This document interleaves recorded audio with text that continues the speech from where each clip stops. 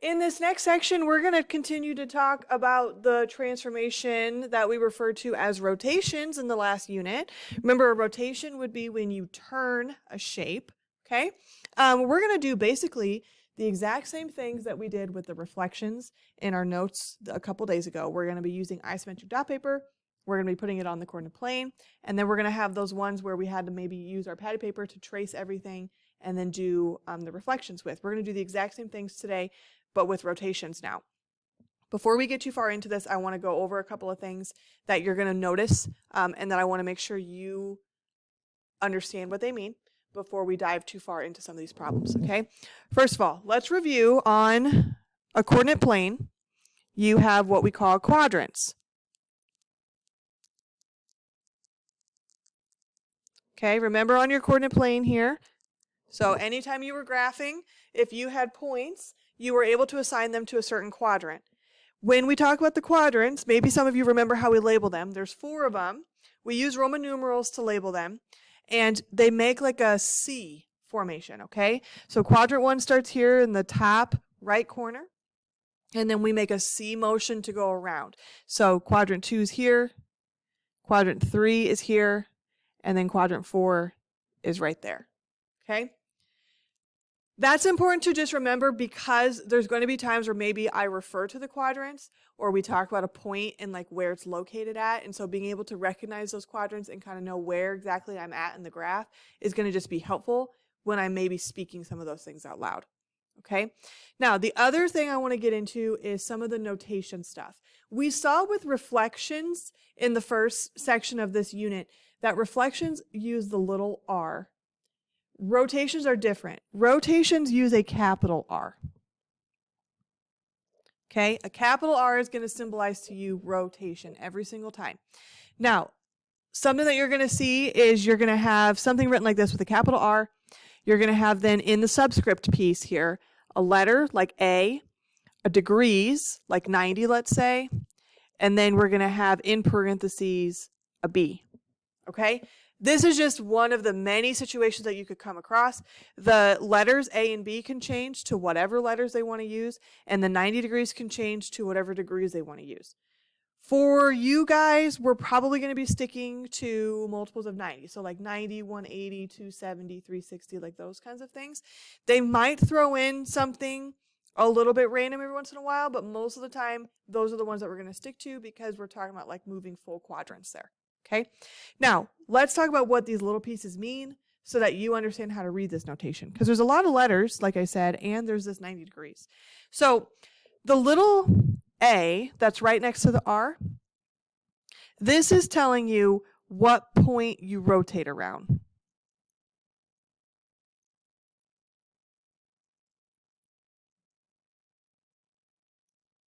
So that's labeling the center of rotation. Because for all of our problems here, the center could be different. It could be on the shape, it could be next to the shape, it could be inside the shape. So there's going to be a lot of options when it comes to the center rotation. So we needed something to tell us what we were using for that to make sure that we're doing it correctly. The 90 degrees tells you the amount of rotation.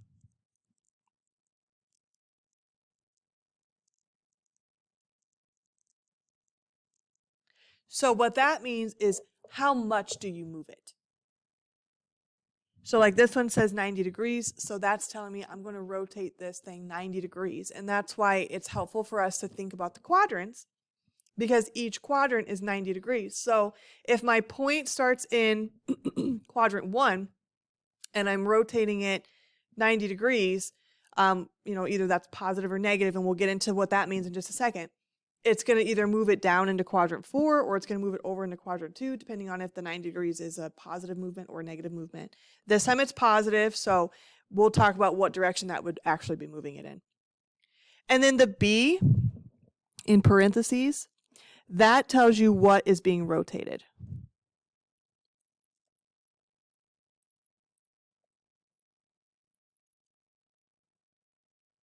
Again, this one just has a letter, but inside those parentheses, they could put a whole shape. So they could say triangle ABC, like you see down here on some of these examples, or it could be even a bigger shape. And so they're going to just use all the letters to maybe signify that they want you to do a rotation on everything. So it could be an entire shape. It could just be a singular point. Now, I said something about the 90 degrees being positive or negative, okay? We can move when we rotate, like when you turn something, you can turn it either a positive direction or a negative direction.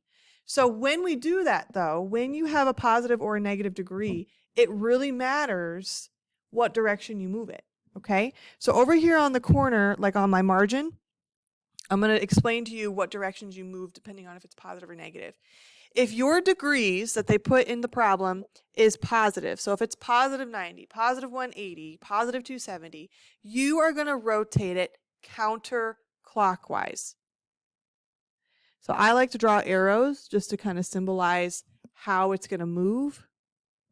Okay, so you can see how those arrows are pointing to the left there. If you think about a clock and the way that the hands move around the clock, that's what I mean when I say counterclockwise, because it's like moving the clock hands backwards. Okay, so that's a little bit hard for some students to kind of grasp because it seems a little bit backwards, and I'm not going to lie, it kind of feels a little bit backwards. But when you're moving positively, you're moving counterclockwise. So if you move negatively, what direction do you think you go? You should be going clockwise. Good. So if it's negative, I'm going to draw my arrows going the other direction now. It should look something like that. Instead, it should be following the natural pattern of like a clock would, okay? So when you're looking at these problems, really watch the notation, read what all of those things say, okay? It's all important information and it's telling you exactly what to do. So remember, the capital R is telling you to do a rotation. That first letter is telling you what you're using as the center of rotation. The degrees tells you how much you're moving it, and that's going to tell you whether you go clockwise or counterclockwise. And then after that, in parentheses, tells us what exactly we're rotating. Now, for these ones, when you're on dot paper, I would really, really suggest that you use your pad paper, okay? Rotations are, I would say, a little bit harder than reflections.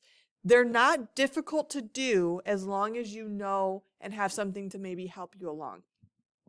Like I said, eventually some of you in here are going to be really comfortable with these things and you're not going to need patty paper, okay? But for right now, when we're trying to learn things and trying to figure stuff out, patty paper is going to be such a huge lifesaver for some of you because it's going to take away the chance of you making mistakes, okay?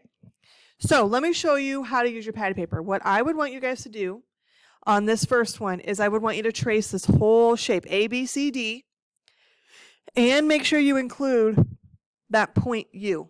Okay, so trace the quadrilateral that we see here and make sure you add that point U. The reason why we're using that point U is because in my notation here, U is being used as the center of rotation. Okay, so when I do that, I'm going to do it too. So I want you guys to be tracing this. I'm going to trace it as well.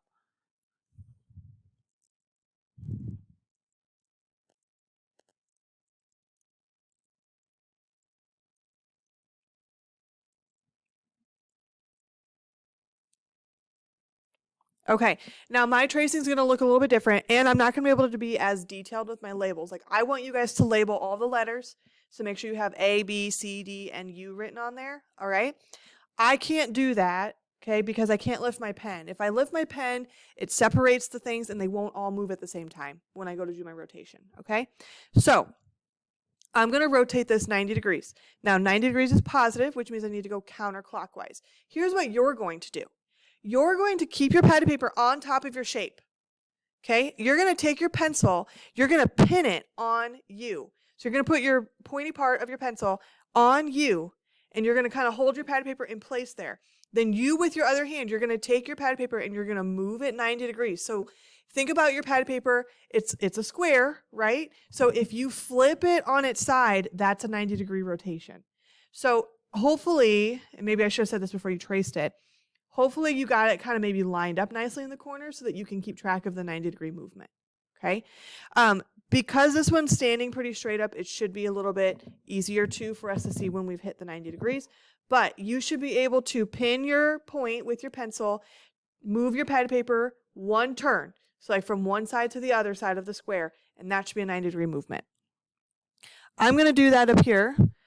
Mine's going to look a little bit different just because I can't keep my center of rotation where it is. It's going to move everything. But so I'm moving it here to the left. All right, so there's 90 degrees. Now I'm going to pick this up. I'm going to move it down because my center of rotation should be right there. All right, so hopefully when you guys did this, your placement of your shape is in the same area as mine. Okay, so right here is where I'm at. Now all I need to do is label. So U stays where it is because that's that center, but all these points here, like this point becomes my C prime. This point becomes my B prime. This one becomes my A prime. And this one becomes my D prime. And like you guys already have yours labeled like that, so you should just be able to lift up that pad paper, color the dot, and label it like I did here, okay?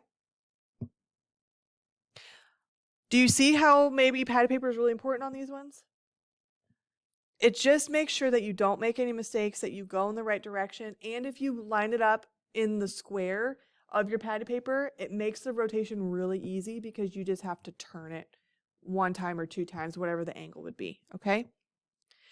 Go ahead and try that second one. If you want to give the third one a try as well, you sure can. Just be careful with that one. Read that notation really carefully. All right.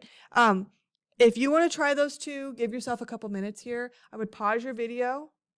And when you're ready to resume watching, then you can hit play and you can see how these should look when you did them on your own.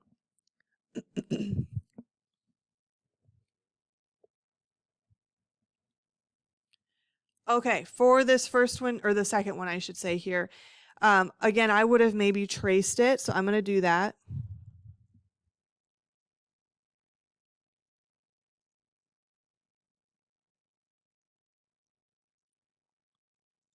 Now, I rotated it the exact same amount. I rotated it 90 degrees.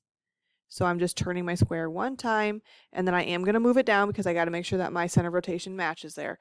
And then we should have just been able to label. So like this would have been my G prime. This would have been your F prime. And this would be your E prime down here. Okay? All right, let's talk about this last one. Maybe some of you try this one on your own. I told you to be a little bit careful with this one because of that notation. This one wants us to go negative 90 degrees. Hopefully you caught that. So if I'm going negative, what direction should I move my pad paper?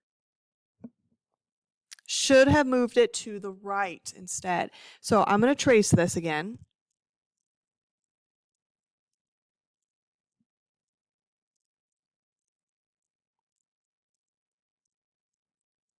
Again, all mine have these tails because I got to keep my pen down the entire time so that I can rotate it correctly and everything will move. So I'm going to, instead going this way, we should have went to the right, 90 degrees. And then again, I'm going to just move mine up so that my center of rotation lines up. And then you should see it should have landed about there. There is a little bit of overlap. That's going to happen sometimes. Even when we do like reflections, we saw that they overlapped on that one where the line went through the shape. There's going to be times where your shapes kind of interfere with each other. That's all just based on where do they put the center of rotation. Okay, so now I'm just going to label these points. So like up here, whoops, this should have been your K prime. This should be your H prime. And this should be your J prime. All right, moving on down to the next area here. We're going back to the coordinate plane now. We did the same thing with reflections. They want us to do a rotation. On the top, they want us to do positive 90 degrees for triangle ABC. And on the bottom, they want you to do negative 90 degrees for DEF. Okay? Just like before, I would suggest you guys use your pad paper. So for this first one, they want you to do a rotation of triangle ABC. So that's kind of this one in the yellow. And we're using O as our center of rotation. That's talking about the origin. Okay, anytime that you're on a coordinate plane and they're using O, they're probably talking about the point 0, 0. We're also going positive 90 degrees. So very similar to what we saw on those top two. So I'm going to take this shape here. I'm going to trace it.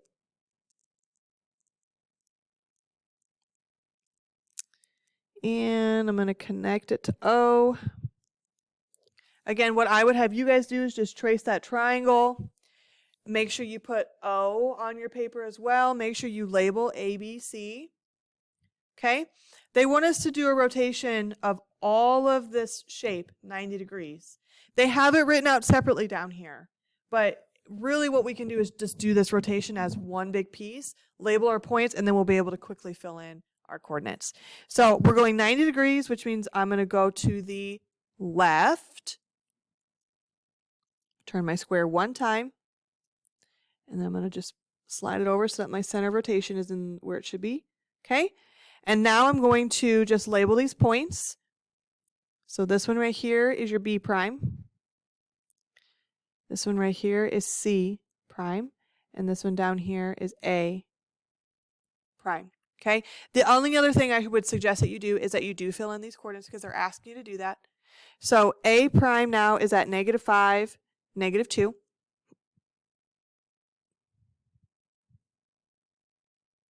B prime is at -7, 5. And C prime is at -4, 3.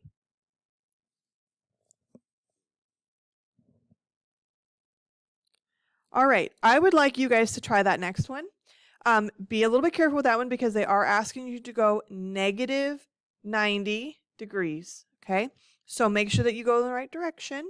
I want you to take a couple minutes and go ahead and do that. Pause your video here, take your time, trace your shape, use your pad paper, and when you're ready to see where it should have went, hit play.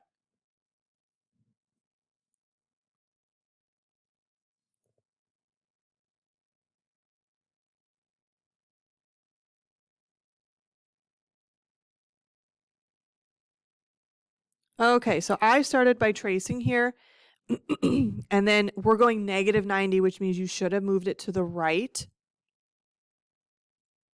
And I'm just going to slide this down. Okay, so that's where it should have landed. This point here should be your F prime. This point here should be E prime. And this point here should be D prime. And then you should have filled in your coordinates. So D prime was at 5, -6. E prime was at -2, -8. And F prime was at -2, -6.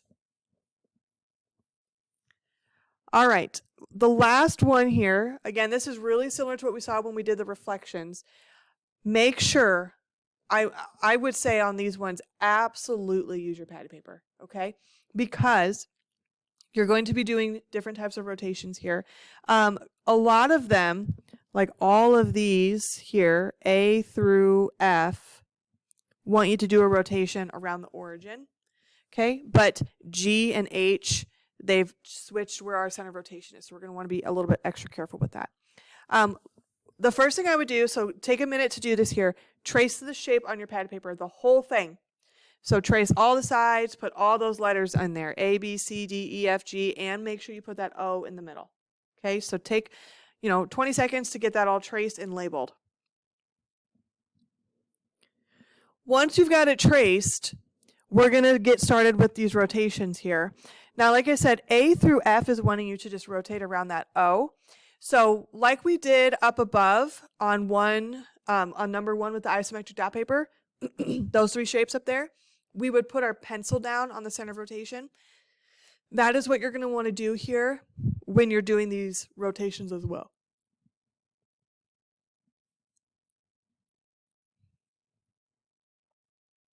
All right, hopefully we've all got it traced and we're ready to go.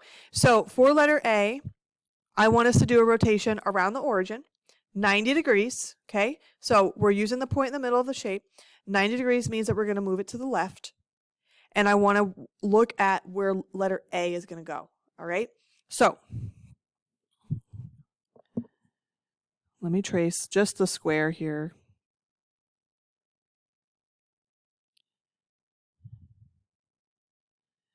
And I'm just going to come down. I'm just going to bold this point for myself right now because that's the point that I want to focus on right now. You don't have to do that because you should be able to see where A is going to travel to when you do this. So at this point, what you guys should be doing is you should still have your shape laid down the way that you traced it. You should put your pencil down on O. And you should now take your other hand and move your pad paper to the left 90 degrees. So you should scoot your pad paper onto its side here, all right? What I did up here is I bolded that A because I wanted to see where it went. Hopefully you guys are noticing that A now, if you like lift up your padded paper and you look underneath it, A is sitting on top of G now. So if I were to rotate A 90 degrees, it would now be on letter G. Okay? So that's what we're doing for A through F. Now you'll also notice that they do throw in some with the negative degrees. All right? So I'll do another one here. Let's look at letter E. We've got rotate of the origin, negative 90 degrees, okay? And we're focusing on E. So if you guys look at E and you go negative 90, that means that you're going to move it clockwise. So you're going to go to the right this time. Where does it go? Good. Hopefully you're seeing that it lands on G as well. Okay, I don't want to do D because I just want to see if you guys can figure this out, but just notice D is written differently. Okay, this one's written backwards. We saw a couple of those on the reflections as well, so I want you to be a little bit careful with that. Think about what that means and give it a try. Okay, we'll go over it in just a second. Before I let you loose, I want to do letter G with you because they are switching where the center of rotation is at. So let me erase my markings here. I'm going to trace my shape.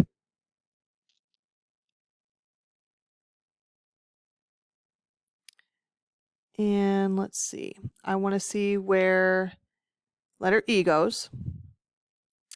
And I'm using F as my center of rotation. So I'm just trying to kind of notate these a little bit differently, but I got to be careful with not lifting my pen. So I'm focusing right now. My pen is going to stay, like your guys' pencil, is going to stay on F. We're going to rotate this 90 degrees. So we're going to go to the left one time, and we're going to watch where E goes.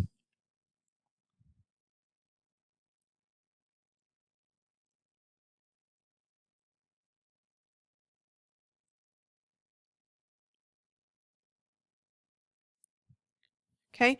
Hopefully you notice like this one rotates a little bit differently because we've changed where the center of rotation is. It's not going around that O anymore. So when I did mine, you know, I had to slide mine down so that my center of rotation lines up. Okay. But now when I look, that point that corner that I kind of put a dot on, that's where E was. And now it's sitting on top of O. So hopefully you guys notice that it moved, whoops, over here to O. It's at the origin now, or in the center maybe.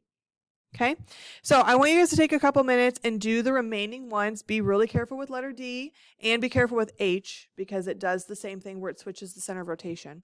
Pause your video, take a couple minutes, and then when you're ready, I'm going to come through and we'll finish this up.